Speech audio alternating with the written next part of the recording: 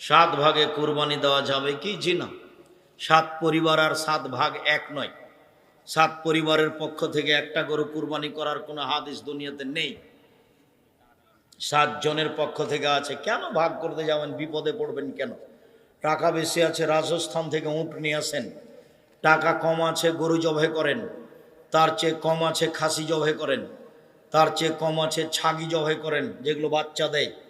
তার চেয়ে কম আছে, টাকা ভেড়া করেন। অল্প টাকা দিয়ে হবে।